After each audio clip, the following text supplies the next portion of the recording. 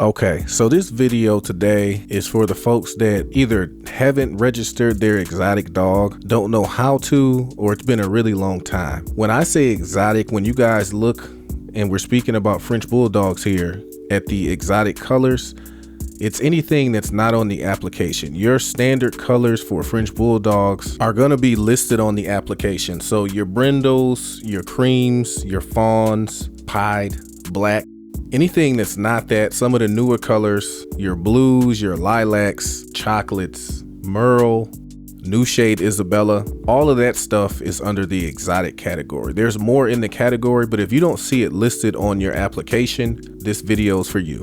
What's up guys, I'm Aaron with Laron Frenchies, and today we'll be going over how to register your French Bulldog with the AKC. So there's certain things that are in the process you're gonna have to pay attention to, but this comes after. So if you bought a dog from a breeder, most likely they gave you the new owner's registration. We're gonna go through how they get that, and then when you get that registration and you're ready to pay for your AKC registration and pedigree, what are the steps that you should take to do that? Because it is different for any exotic color. Again, it's not the standard colors that are listed on the application. There's a separate process, so we're going to go over that today. So on the website here, akc.org, when you go to the top and you go to register and you register my litter, this is how the breeders are getting that paperwork to you guys. You go to register your litter, whether they own the dame and the sire. We're just going to go through these steps to show you how to get it. We're not going to actually get any paperwork because I am taking care of a litter, but I don't have anything brand new. Continue with the registration. Most of the time it's a fresh AI. You might have had a natural mating. I've never seen it with French Bulldogs. And then you're going to give a birth date here. The breed is French Bulldog. You have to have the name and the AKC number of the dame. If you own both of them, it's already going to be in the system here. So you just hit the drop down for the dame. You might have to get the NP number of the sire and certify, and then you click continue. From there, if you don't own it, you're going to have the information for the owner of the sire, the NP number that you can get, and then their email address. And the AKC will essentially just email them, get permission, and have them sign off on something that, hey, I was the sire for this litter, so nobody can commit any kind of fraud. And then it goes ahead and approves it. And then in the mail, you get these. So when they register the litter, you're going to tell them how many females, how many males you had for the litter, and they're going to send you that many registration packets essentially that already have an NP number on there. That NP number is their registration number for each puppy that you give away with the AKC. So make sure if you're breeding dogs, that you take care of these well and you don't get them mixed up, because that can cause a lot of issues for you. All right, so we went over how breeders are getting the paperwork from the AKC to get to you. Now let's say that you purchased a dog, whether it be in the last week or in the past 6 months. If you're waiting over a year and you haven't registered your dog and it's a registerable dog with the AKC,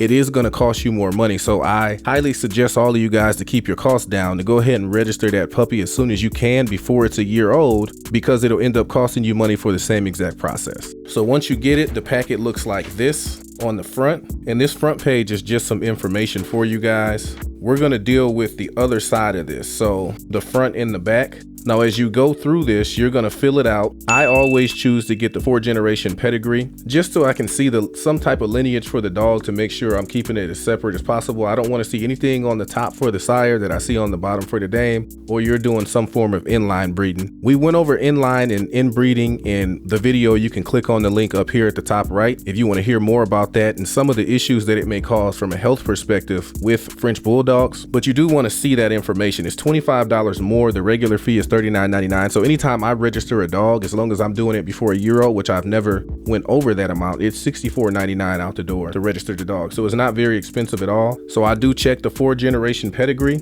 And then for the colors and markings, this is very important that you leave this area clean and clear. Don't put anything in there, because we're talking about exotic French Bulldogs here. If you have a kennel name, you want to put that microchip number. You want to put that if you have it in here. AKC does an excellent job of tracking your dog. When you get your packet after you register, if you have that microchip number, they put them in the AKC system. So if you report your dog is missing, it sends emails out to all AKC owners and registered owners of dogs. And then obviously the sex of the dog, male or female for you. On the back here, you want to make sure that the breeder has checked off. If you do have breeding rights, then it should be the one that says we transferred this dog directly to the new owners listed. So that should be checked. If you don't have breeding rights, which means you can't breed this dog without permission or at all from the breeder, you want to make sure that's done correctly, or you're going to have major issues down the road. And then they should sign that. Before they give you the paperwork, there should be a signature on that line.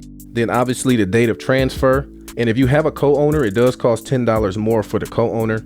If not, you can just leave the bottom part blank, but you want to fill out your personal information, your first and last name, your mailing address, city, state, zip, and the country. And then you want to put your cell number there and your email addresses. Email address is very important because once you send this in, it's actually going to be via email that you email it to them. And I'll show you guys that in a minute. But they'll email you back at that email address. And that's kind of how you go back and forth with them for any information that's missing and for them to let you know what the next steps are for you. So I don't suggest you guys put your credit card information in there and have to email it because you know that puts it on a server. You guys can do that if you want to on the front, but I don't do that. I'm just kind of showing you how I do it.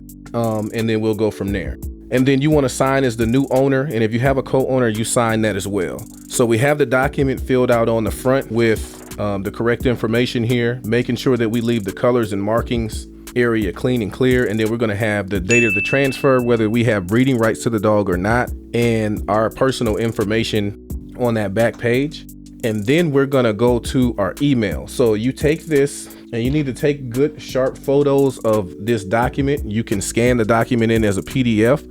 I use Genius Scan. It does a great job. It's an app in the App Store to go ahead and allow me to get this in as a PDF file after I filled it out and signed it, so I can get it into my email virtually. And then I'm going to copy and paste that document into my email, as well as 2 very clear photos of that puppy that you're registering. So in this case, this is a lilac merle dog. Again, an exotic color. You want to make sure that you send that picture to them that's very clear, so they get a very clear look of what that dog looks like that you're registering, because they're going to pick the color for you. Obviously, it's not available on the regular sheet. You're going to send it to registration department. That's registration DEPT at akc.org. And in the title subject line of the email, you're going to put color for registration. Those 2 things are very important. I'm going to put this as a graphic on here so you guys can see, just in case you don't know. So what you should have is an email going to registration department at akc.org, color for registration. In there, you should have your AKC application filled out and signed. And you should have 2 clear photos of your dog that you're registering. And then when you send it, if you're iPhone users or you're using it from your computer, when it asks you what size of the file that you want to send at least a large size file, because they're going to blow this up on their computer. They're not going to use a phone. You want to make sure when they blow the picture up that it has enough pixels to show clearly what the dog looks like, or they'll email you back and it's just going to cause you a delay. If everything goes through properly with the email and they register your dog and register the color, what's going to happen next is, and this is in my case because I don't put my credit card information on here and send it via email, they'll give me a transaction ID, and then I have to call the AKC personally, give them that transaction ID, and then pay via credit card over the phone. And then they'll approve everything, and within 24 hours, I will get the virtual copies of my AKC registration, all the welcome letters from AKC, as well as insurance. I advise you guys to at least use the first 30 days of that free pet insurance to get your dog checked out. Get it microchipped if you don't have it. Make sure everything's good with the health of your dog, although you should be getting that from the breeders that you're getting them from initially. In about 7 to 10 business days, you'll receive the hard copies in the mail with that same information. And if you paid for a 4-generation pedigree, that's something that you want to keep and file off as well. And then you have your AKC registration. Your dog will be in the database and in the system. If you have a male dog that you're registering and you plan on using that dog as a stud one day, just keep in mind, guys, I have a video posted about this, and you can click the link at the top right if you haven't seen it already, about the AKC crackdown on DNA tests through the AKC, where if you breed that dog 3 times in a year or 7 times in their life, you have to get the DNA test done with the AKC, regardless of who else you have a DNA test with, because they want that information in the database. All right, guys, I hope this helps everyone understand how to register their exotic French Bulldog with the AKC. If I missed anything, guys, please let me know in the comments below, but I think that pretty much wraps it up for this one. If you're interested in learning more about French Bulldog breeding in better detail, please consider joining my membership, which you can find in the first link in the description below this video. Also, please don't forget to like this video and subscribe to my page. Thanks for watching.